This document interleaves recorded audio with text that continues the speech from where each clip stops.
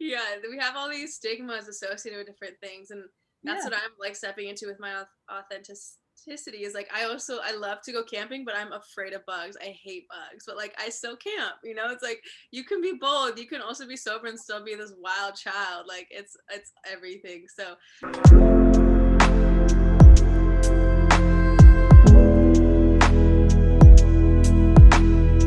So welcome to the Tea On, where we sip tea, we talk about things, probably things that matter. Love that for us. You are the cutest. And today is a conversation that honestly I'm selfishly having because I need to have it more for myself than anyone else. But I figure that's typically how things that are meant to be talked about are. And I'm having it with someone who I adore so deeply, who I admire so viscerally, who just embodies light in a way that everyone watching will see in like literally 2 seconds. Miss Lexy Davis, who is a self-discovery coach, but also we met because I was featured on her incredible podcast, Heart Snuggles, which I feel like it explores really profound conversation in a way that's light and in a way that's soft, which I think is really important. And you do it beautifully, you host beautifully, you embody yourself beautifully. And so, yeah, let the people know who you are before we get into what we're talking about. you, You're welcome, Queen. yes, I'm living in California. I'm just a girl, just a human doing my thing. I'm an only child, which is a big part of my story. I grew up with a single dad as well. So I really started my life in quite a masculine energy, and I've shifted into this more feminine side of me and just learned how to embrace all parts of myself and really be my own everything, because I never really had that nurturing figure. So my self-discovery coaching is just like learning how to understand yourself and embrace all parts of yourself, because I think it's so important and we're not taught to like be ourselves. So yeah, that's what I do. I'm also a heartfelt yoga teacher. I really like to bring people onto the mat and connect them with their bodies, because once you listen and trust your body, like life is just grand and everything flows. And yeah, so I think body connection is really important as well. And then yeah, I do my podcast to share my truth and to help everyone else share their truth and give them a platform to speak their voice and share their passions, because I love humans. Like my favorite thing is connection. Yes, it's so wild how I feel like you're such a mirror, because yes, I think human connection is the most valuable thing on this planet. And the fact that you have it so forward in your story is incredibly important. And it makes a lot of sense that you are a human who is so adamant about feeling deeply and embracing all of the emotions and all of the ways that we are human. Because what we're gonna sort of explore today is this idea of like voluntary sobriety and like, not drinking and what that choice looks like. And I think the first thing to even talk about in relationship to it is the fact that once you sort of forfeit a lot of distraction and a lot of just ways of numbing yourself, there's a lot of emotion and like deepening of self that you're met with. And so, yeah, first and foremost, I just want to know if like your relationship with self and your self-discovery, how that shifted once you sort of like went into the world of sobriety, and also if you want to introduce to like how that decision came about. Yeah. So alcohol, I didn't start drinking probably until like I kind of did in high school, but not really. And then I really started in college. I went to party school, University of Arizona. That shit was wild. Like I worked out like 4 to 5 days a week. There's like pool parties and then night parties, and there's just like anytime you want to go out, there's something going on. And they had like dollar shot nights at one of the bars, like just awful. Like they're trying to kill us. Yeah, And literally. yeah, so I lived my life like totally not connected from myself, just like really so many things. I was so self-conscious, so lost. And but yeah, like everyone was drinking, so I was drinking, and like it gave me confidence, and so I liked it. And then I moved to Australia, and I really started to realize I was like, I don't like drinking. Like, why am I doing this? Like, I feel like shit. I it's just not a great way to connect. Like, I can't actually talk to people. It's so loud in the spaces. I'm just like, I don't know. Like, and like I said, I love human connection and actually getting to know people. So I saw this doctor, and he's a applied kinesiologist chiropractor, which I'd never heard of before. And he was insane. It was so cool. I went to his office, my friend recommended him, and he put a crystal in my hand, and he did all these tests, like muscle motor tests. Right.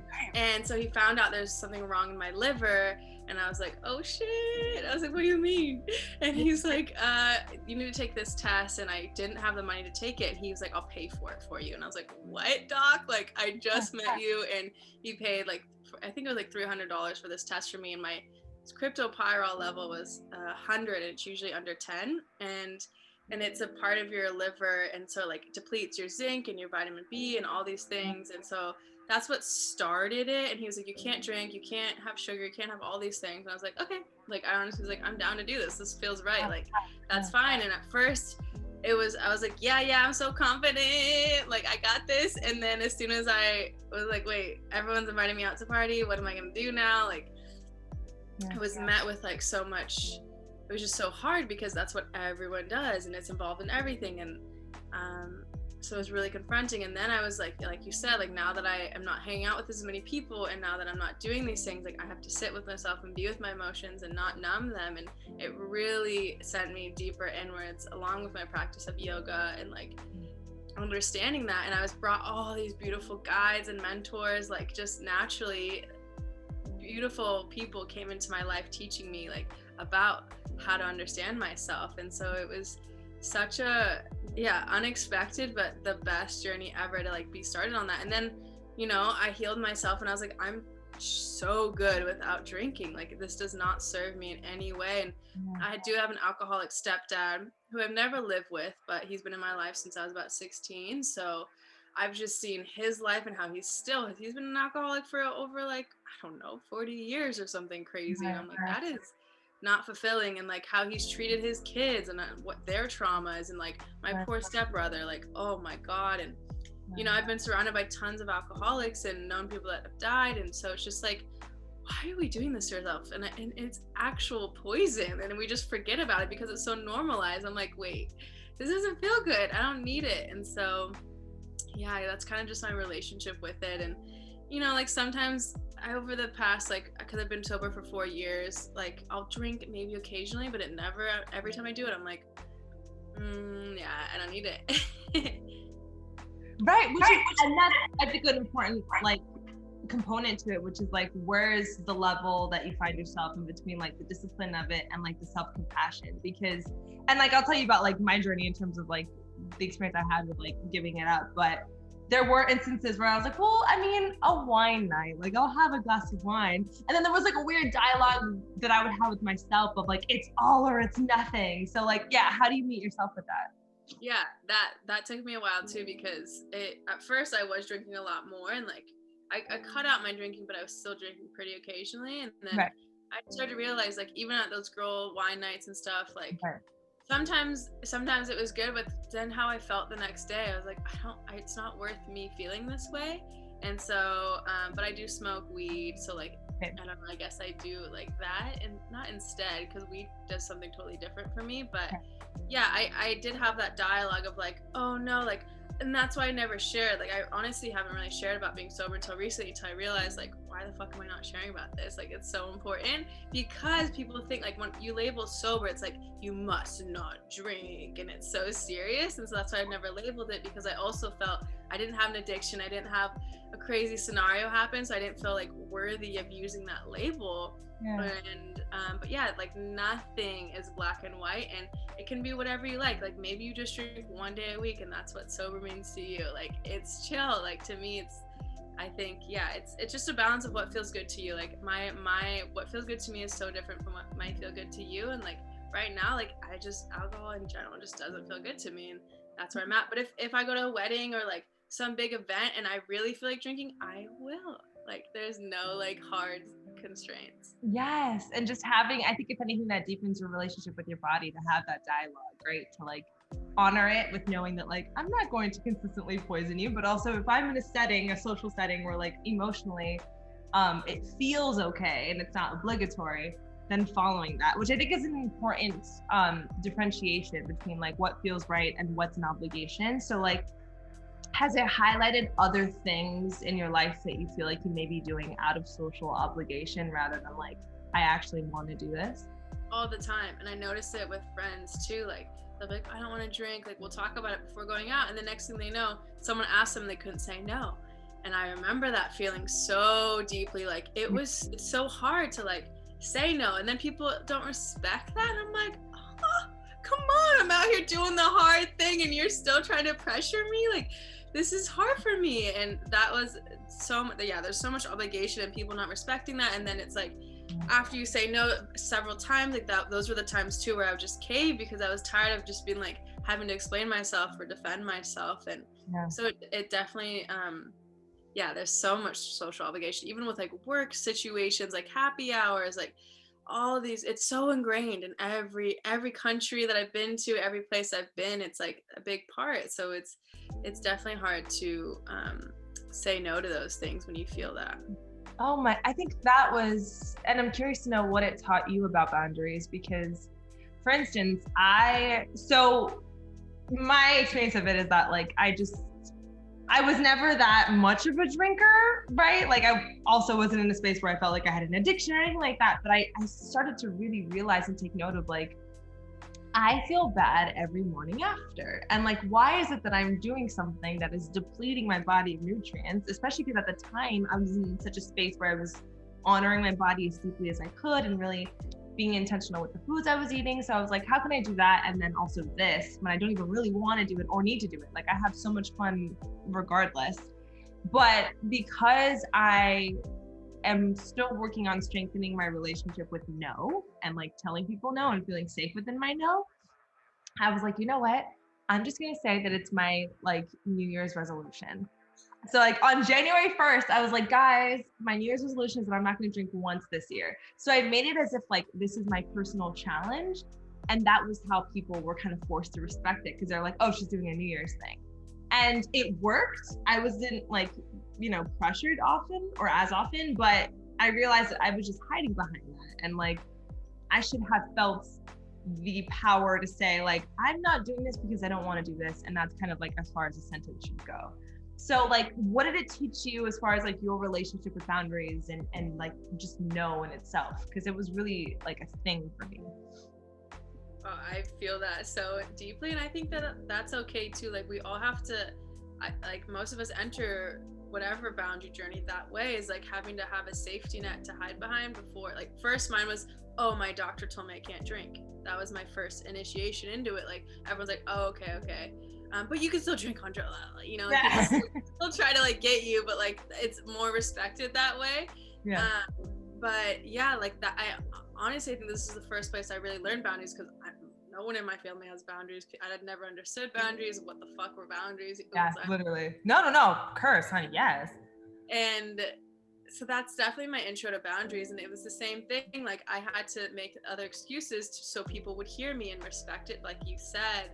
And it took time to just have the confidence without validation or explanation, like just be like, this is what I'm doing, boom, and it takes so much time to like build that confidence. And it's okay if you can't immediately start off with that, like, and you don't feel that strong, because being that comfortable in yourself and being that comfortable like to say no, it definitely isn't just for me, it wasn't that quick, because I never learned no in my family. Like I wasn't allowed to say no. Like I wasn't allowed to not do what my parents wanted or whatever, So right. Yes, it definitely, that's like where I learned, that's my boundaries. And it's so beautiful that it took something like that. But I think that's one of the hardest that's the main reason people don't go sober, is because they don't know how to say no.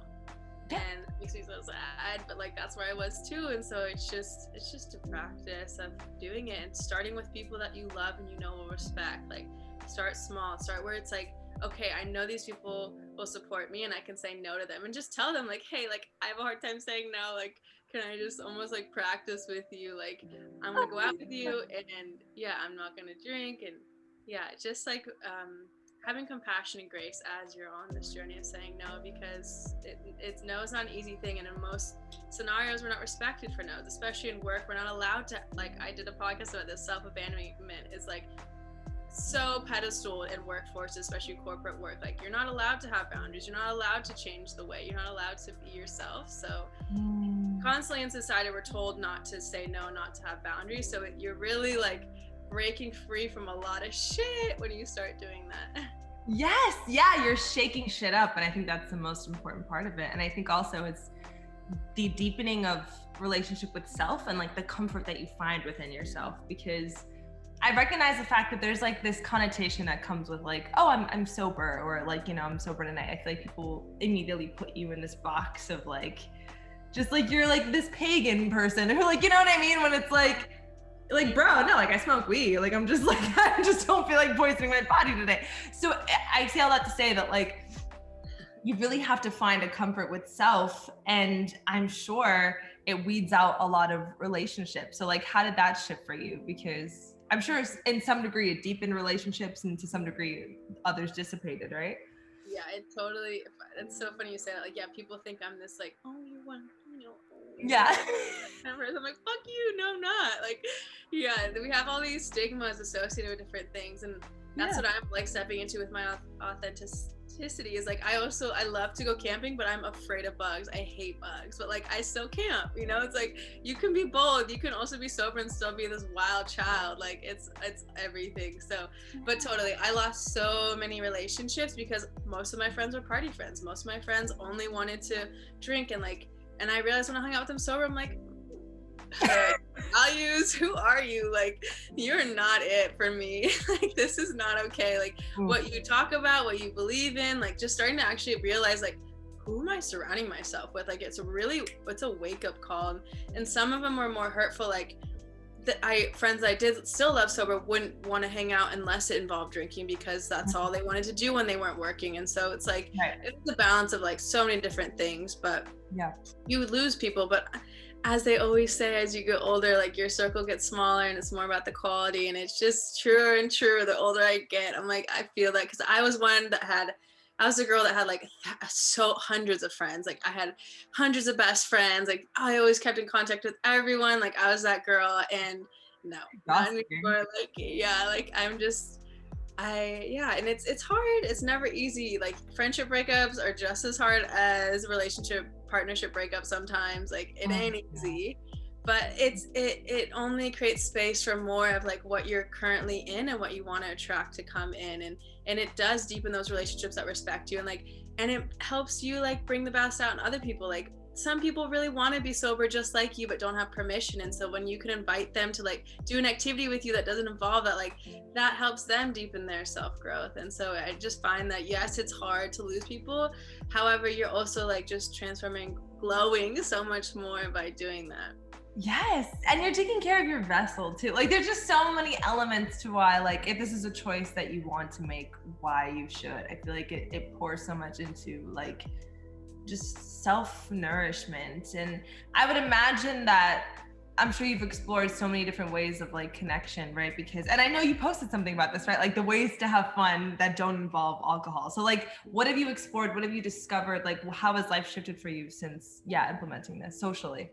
So much, because at first I was still going out but not drinking, and right, it can be fun. I definitely love it, but not constantly. Like that's not a normal weekend thing for me anymore, because it's just overwhelming being around blacked out people all the time. But so I had to find activities. I was like, what am I gonna do now? Like I would sit and be like, I have nothing to do. There's the only thing people do is drink. Like I'm gonna be alone forever, you know, like all the stories started. And then I was like, okay, like now I'm gonna take action and actually do something about this. So like I started to go on Eventbrite, I started going meetups, I started going Facebook groups, and like find activities, find events, find like Groupon.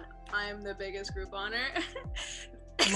There's like pottery classes, you know, just fun stuff. And it pushed me out of my comfort zone so much, and like grow out of my little smallness shell, because I had to like go out in a yoga class and actually go up to someone and be like, hey, you want to hang out? You know, like just like ask people things. And it's just it forces you to look for other things and find what you're actually passionate about and find what makes you happy. Like, because you can't just do that same activity, like you have to like go and do other things. And so a main thing I started doing was hiking so much, like getting outside in nature and really exploring. I think that was one of the main things. And then going to fun shows, whether that's comedy shows, music shows, theater, like all these different things, and just kind of exploring like, what do I like to do? And trying something. If it didn't feel good, then trying something else. And so it makes you get creative and like finding new ways to find friends and find activities. But once you do that, it's like cool, you're making memories and you're building new skills. And like I've tried new hobbies,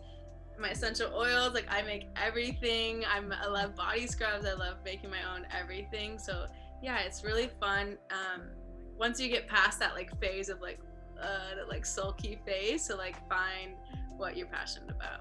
Oh, I love this. Is honestly so inspiring, especially because I have like a girls' trip coming up, and I know like this group of friends specifically, I'm like, they're gonna want to be drinking for like 90% of it, and like I'm already like strengthening myself to be like, no, I'm coming, like, to not do that. So, and also just like I think it brings up a beautiful point about how multi-layered we can be as humans, and how one decision and one choice in like relationship to our identity doesn't mean anything about our other, parts of our identity. And you can be, like you said, this wild child who like happens to be sober, and like, someone who loves the outdoors and wilderness, and like also it's really humid and like there's a lot of mosquitoes. Like there's a sense of duality that I think is important. So ultimately, because I just feel like I've taken so much of your nectar, if there's anyone watching right now who just like is kind of on the verge of making the decision but is a little bit fearful about it, or in a state of like, can I,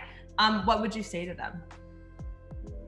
Yeah, I just connect your heart for a second. I always put my hand on my heart. I think that's so important, and to drop into your heart center and just know like whatever is true to you is always right. It doesn't matter what everyone else is telling you. Like, just listen to what is true to you and go from there. And also know that it will be scary, like at first, like there's gonna be emotions, but like there's no emotion that you haven't already felt. There's nothing that you haven't already experienced, and just do it. Like the only thing that happened to me is I grew like tenfold more. Like it just really calibrates your growth, and you're gonna find your people. Like, do not worry, the friends that love you are still gonna be there. You might lose some, but like your whole life isn't just gonna crumble. Like, I promise. Just trust in something greater, that it really will bring so much. And when I made my post, so many people messaged me, like so many people were like, oh, I've been wanting to do this, so just know that you are not alone. Like, there's a lot of people out there that are sober curious and that want to do this too. And like, start telling your friends and see who wants to do things with you. Like, see who wants to do this with you. Maybe you just have a friend that you're like, okay, maybe like once a week will you come like try something new with me, just starting to have more dialogue around it. And it doesn't have to be this like huge thing, like where like you have to cut out alcohol completely and do it all, but like just take one step in that direction. Like, stop drinking during the week if that's your first initiation into it. Like, just start small and don't like overwhelm yourself with like a big thing if that doesn't work for you. I did full thing like at first, but like it doesn't really matter your journey to it, just trying something and leaning on your support. I think it's so important to like tell your friends and communicate with them, and those that are really not respectful, move on from those ones, and you can keep them at a distance, but like find someone that can actually support you in this journey, and it'll make it so much easier. Yes. Oh my gosh. I think that's like the perfect way to summarize like what choosing yourself looks like, and ultimately just making sure that there's an honest dialogue in terms of like, what is your why, and like continuing that, like, why am I afraid? Okay, well, why is there so much validation in how others are gonna like receive me, and why am I uncomfortable with no? Or even if it's the other side of it, why do I feel like I need to give this up? Like, just kind of navigate your why, and if at any point it leads to you forfeiting your power and self-value, we got to eradicate that. So thank you so much for having this conversation with me. It means the absolute world, because I just, like I said, you are like I feel like, and we've mentioned this throughout the conversation, I feel like once you come into such a solid and authentic place with self, the vibration that you emit is going to just attract your soul tribe, your family, the people that are meant to replace those that sort of dissipate within your evolution. And I feel like you're one of those people. Like, I'm just so glad that we connected. And so please let everyone know where they can find you and where they can, support you. Yeah, if anyone has questions or like is fearful, definitely message me. I love to talk and communicate about all these things. And yeah, I want to give you the strength, because it's such an empowering decision to be sober, and whatever sober looks like to you. But yeah, you can find me on Alive to Enjoy on Instagram. Heart Snuggles is my podcast, and yeah, you can email me. I do self-discovery coaching one-on-ones. If you really want to dive into this and like start to uncover some of that shit you might be holding on to, I love to go into that. My website's alivetoenjoy.com. And that's how you can find me. Thank you, my queen. I hope you all walk with grace and self-compassion and love. And yeah, that's it.